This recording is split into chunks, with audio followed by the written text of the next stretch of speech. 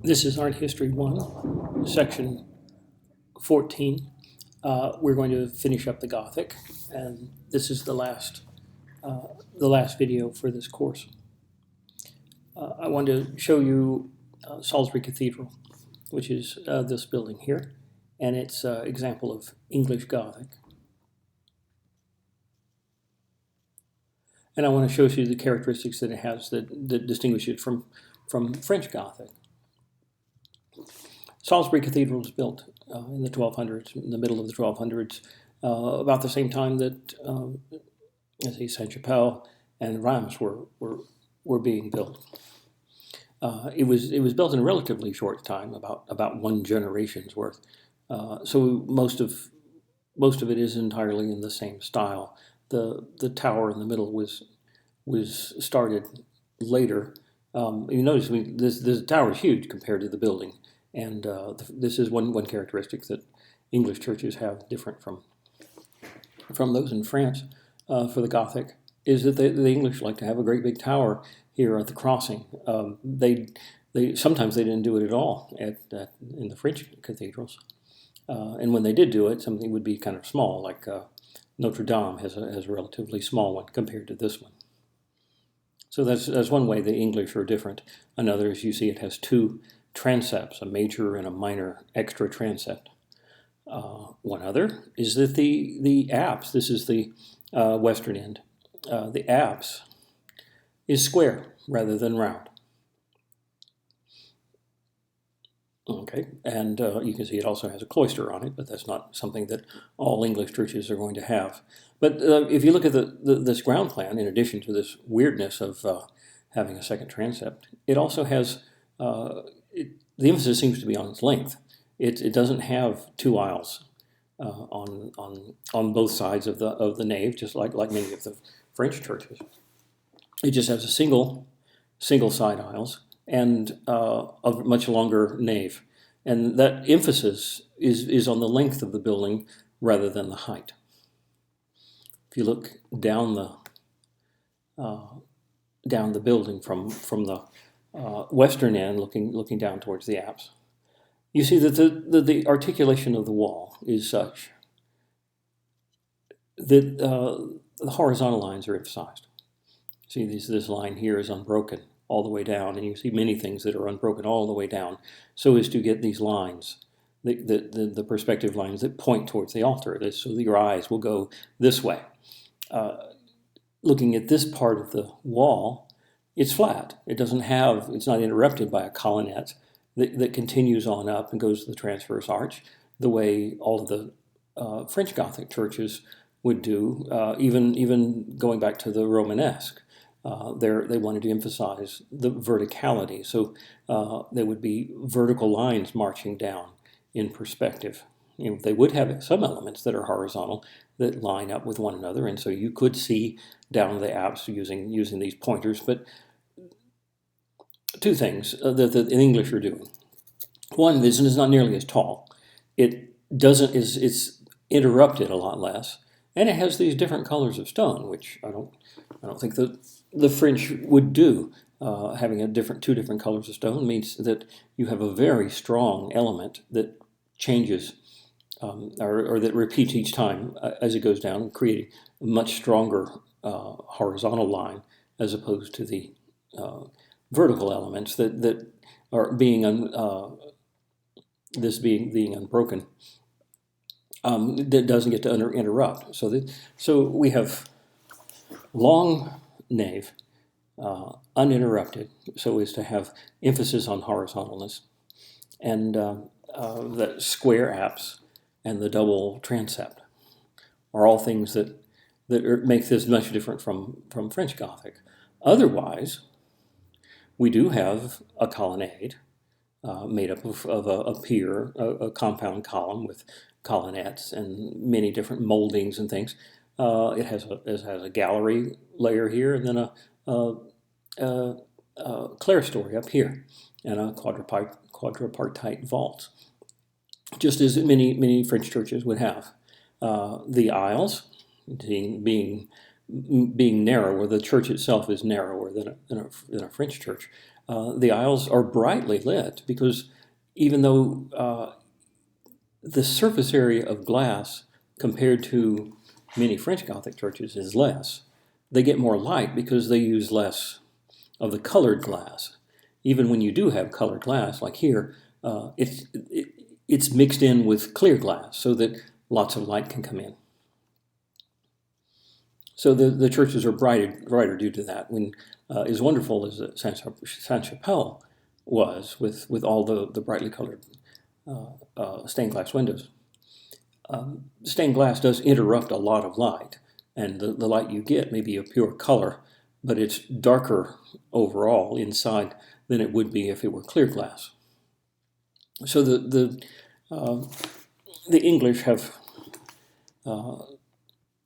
increased the light in their church by not having that much pure color glass, but so that they can get by with less surface area of glass. And here's the way the wall is articulated down the nave. They have pointed arches, arcade. This is where normally in a French church there would be a line here, but there's not here. And this is the amount of glass. In, say, if this were French Gothic, this would be all one open place or one open bit of wall, so as to have almost solid glass right here. But here you have in English Gothic, it's more interrupted, and there's just more stuff, more clarity, I guess you could say. You can see that better here. This is the facade. Comparing this to, say, Reims, which is just so frilly and filled with lots and lots and lots of sculpture of different sizes, like down to the tiny little crockets, so that it almost looks fuzzy, given the amount of tiny little details. Here, it's much more clear cut. There's horizontal lines, there's vertical lines, and the patterns are very clear. And the thickness of the wall itself, so this go back to the aerial shot. This is the facade back here is relatively thin. It's like a screen almost, and that sort of takes away what you would have in the French Gothic, which looks kind of like a fortress because it's so massive and thick. You can see, in the French Gothic doorways, the portals, all those layers of arches, what's it called, the stepped embrasure and archivolts, all give you the sense this is a very thick thing that you're going through, and that it's like a fortification. Here, it's much more like a screen, and the screen is divided into simple blocks with easy to see patterns that are clear cut and go around the building.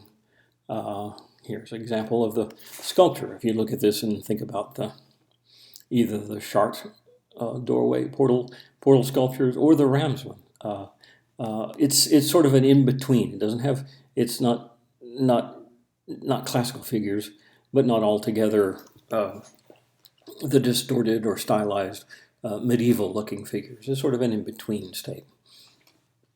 But it is very clear. It doesn't, if you can think of the examples we saw in France, this would be covered with pattern.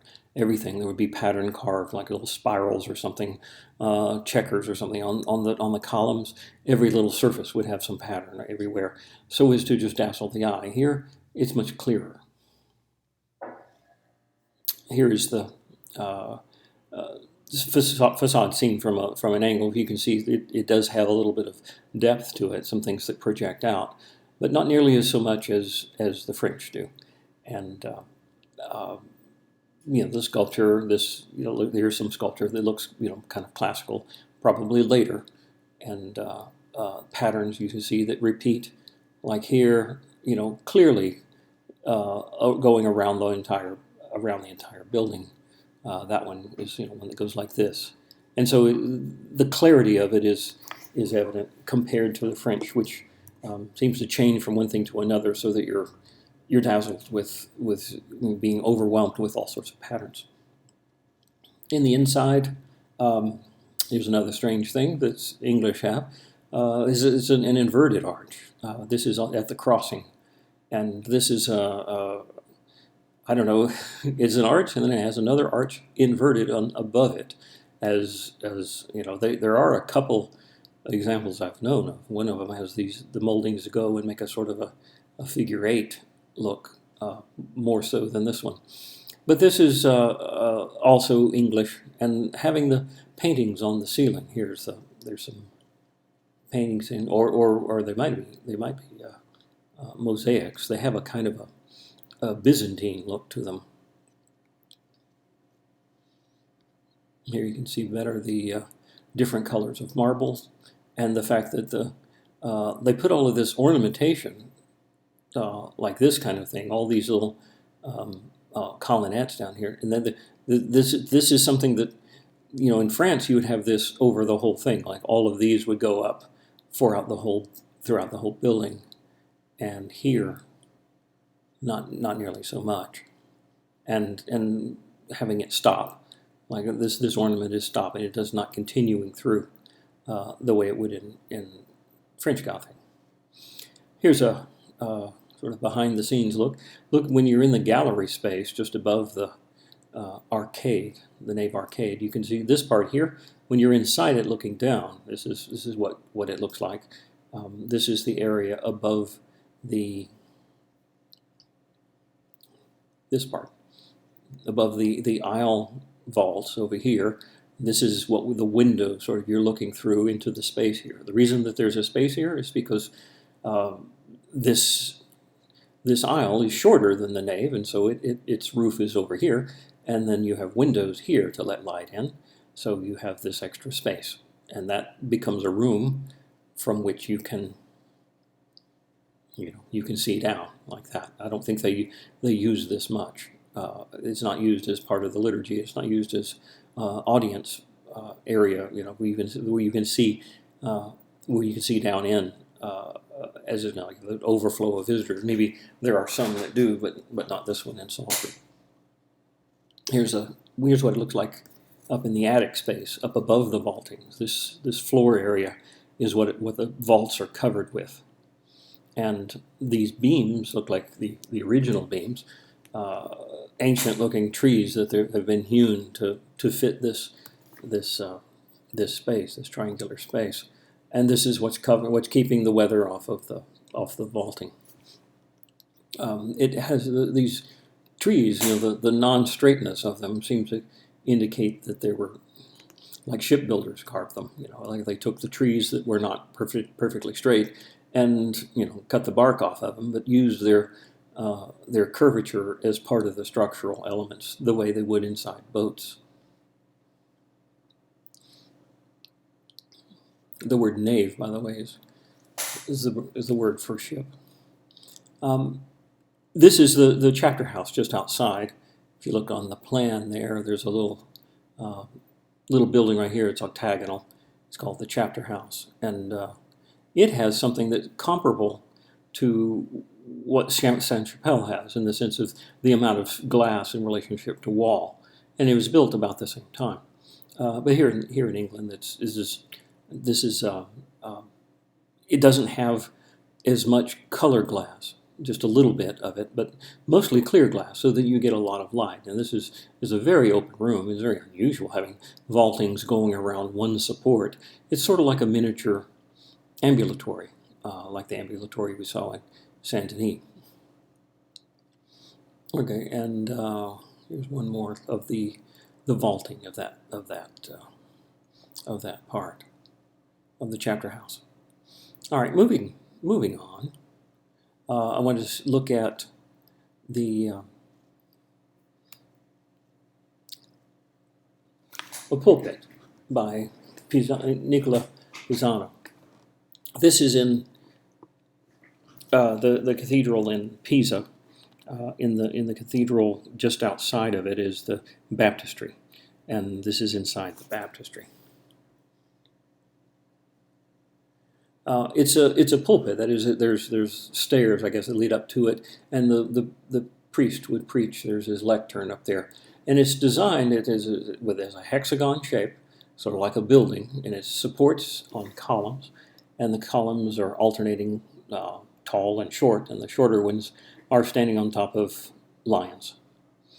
It is very Gothic looking when you look at the these openings here with the arches and the trefoils, that makes it, rather Gothic, and the relief sculpture, have a kind of a Gothic look to them as well. The capitals of the Corinthian columns are not done as, according to the proper Corinthian order. It's a sort of a medieval variation on it.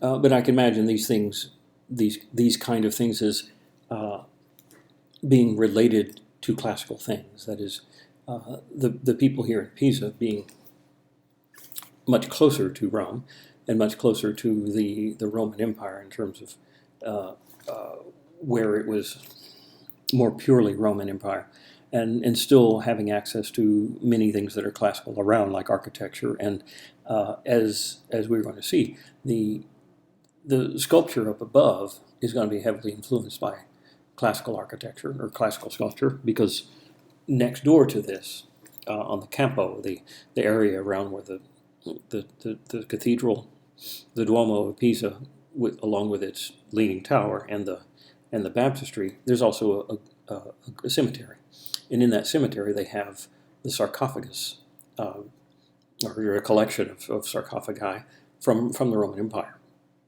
and those are things that Nicola Pisano had access to when he was making this, and it had occurred, in the later 1200s, when there was a resurgence of interest in classical things, as happened all the time. The fashion apparently like a pendulum swing between classical things and sort of the Gothic look, or the Byzantine look, or other looks that are more primitive or non-classical throughout the whole Middle Ages. It's just a constant back and forth between the two. Here, for example, I think it's on the other side. This is Daniel. These little lions here, but it's a nude figure of Daniel, made sort of in like a tribute to a classical statue, like the spear, Polyclitus' spear bearer, or some such. He's nude, like a Greek sculpture would be, and and he has the definition of muscles and things the way you would expect from a classical statue, except that the proportions of the figure is not right. It's not classical proportions. If you look at the size of his head, his whole body seems more squat, almost like a child's size version of him. Just this proportionally is very different from a classical sculpture, but it's classical nevertheless. I mean, the artist who made this was looking at classical things and trying to make it, within a certain limits, like a classical thing. One wouldn't have a nude figure of Daniel. It's not part of the story for Daniel to be nude, and the only reason to do that is because classical sculptures were nude, and that's, as we said before, they had a reason for their doing it, and later the later people who were influenced by them also did things nude because the Greeks did it. But what we're going to look at is one of the panels in the area up above, where the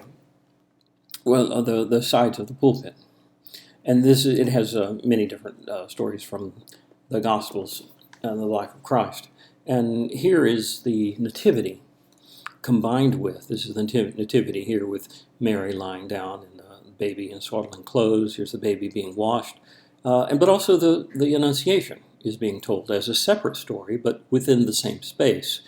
This is Mary here and Mary here as just two different, like a montage or a collage of stories. There's one story in this area, one story, I guess you call this a single story, and then up here there's these are the shepherds. Unfortunately, their heads have been knocked off, and also the ox and the ass have their heads knocked off. But this is the Annunciation to the shepherds, with the angels up here who are saying, you'll find the babe wrapped in swaddling clothes. Well, here's the babe wrapped in swaddling clothes, but also here's the babe down here being washed for the first time in a basin, sort of like a baptism. So, and you have animals down here, which are part of the story of the Nativity. So many things are being put together into one composition. And the look of it is similar to Roman sarcophagi. If you look at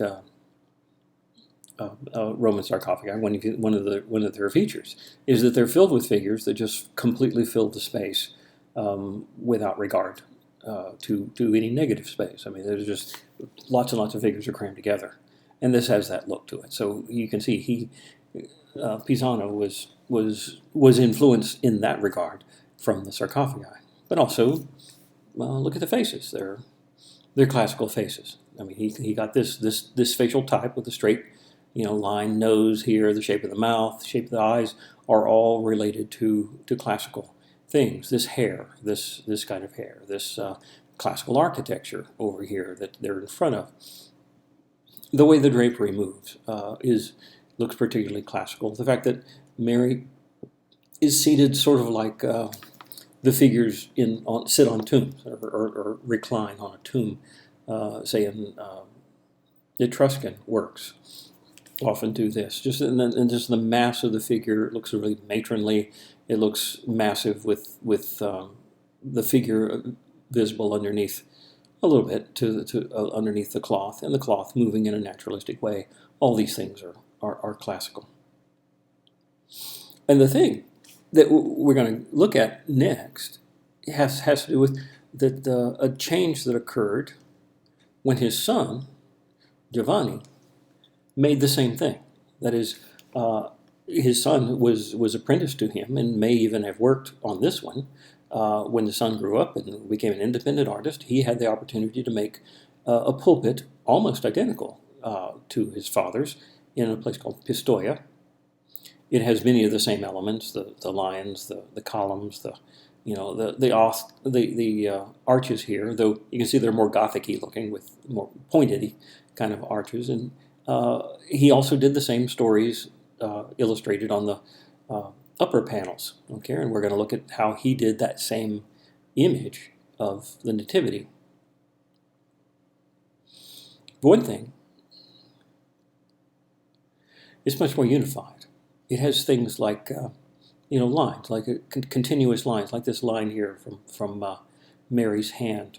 It goes through her hand here to unify these elements. Your eye sort of goes to this and makes this little loop right here. That's a nice little element. If you continue it on, it picks up and goes to the corner over here, and then Joseph's arm here and here. So is to make a unity between the disparate parts. Also, look at things like this is the Annunciation that we had before, but here there's much more emotion going on. That is the stare of Gabriel to Mary, and this reaction between the two is almost like there's electricity between them, and the complements of the poses that they're making from one to the other. There's these amplified by the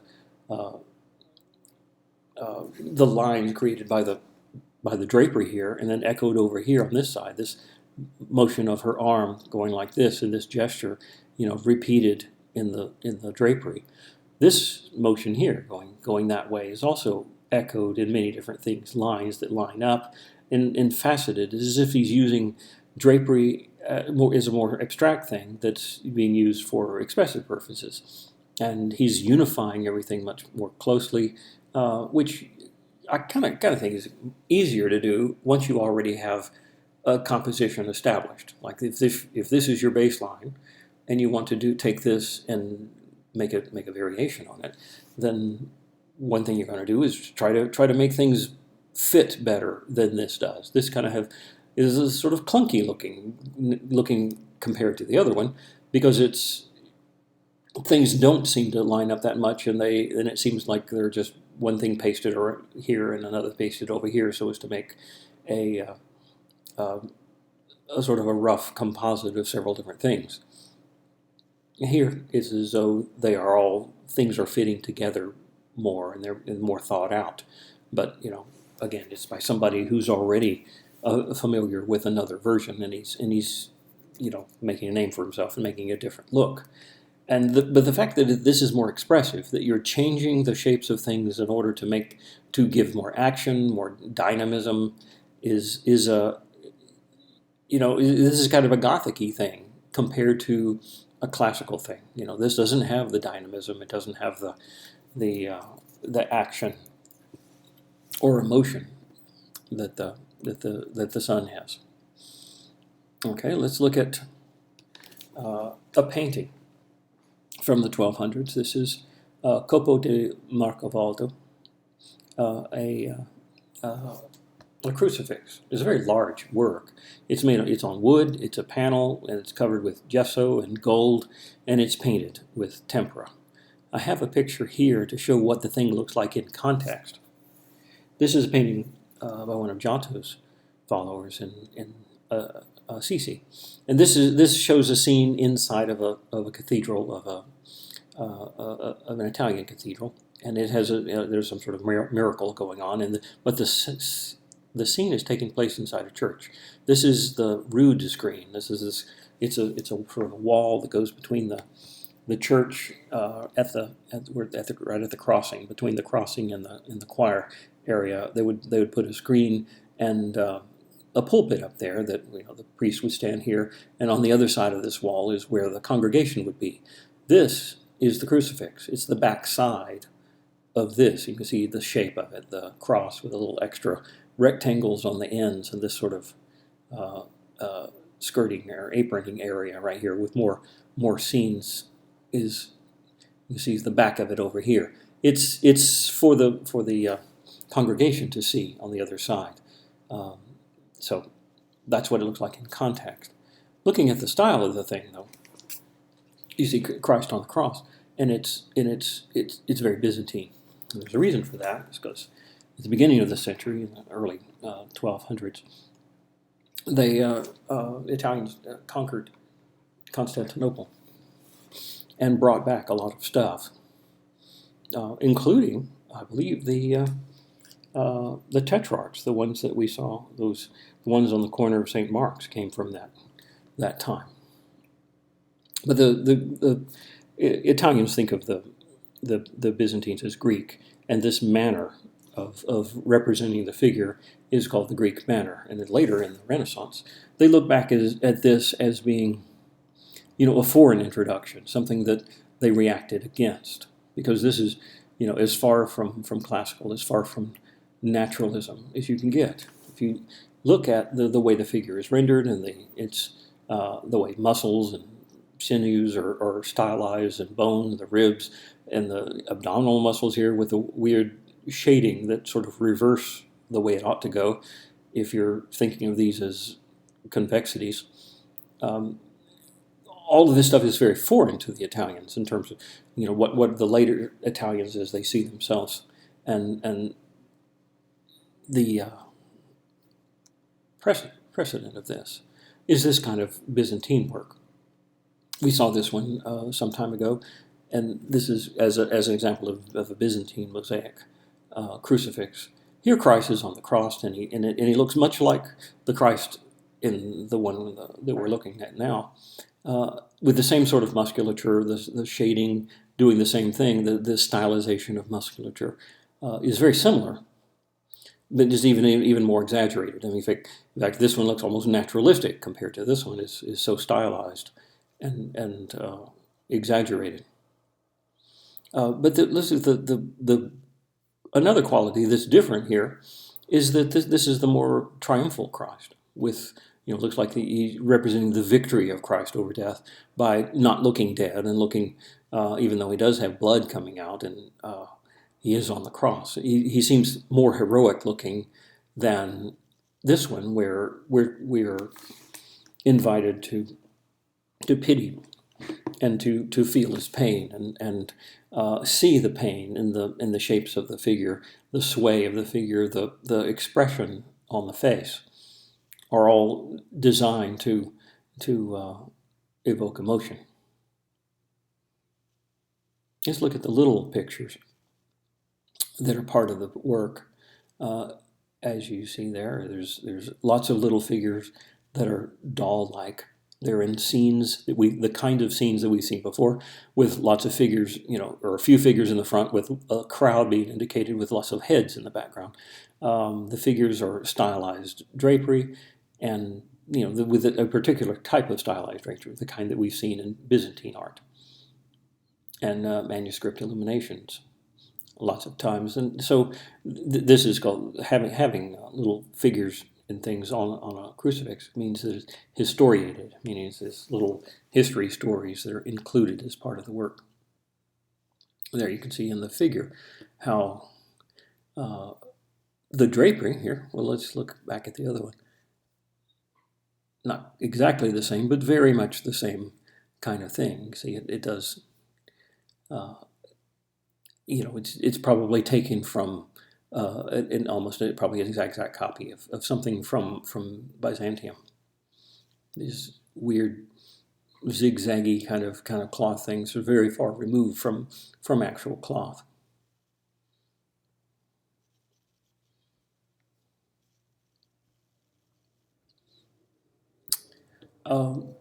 Copidamalto Marcovaldo also did this, just to show you another example of his style. Also Byzantine looking, with gold and stylized figures, stylized drapery.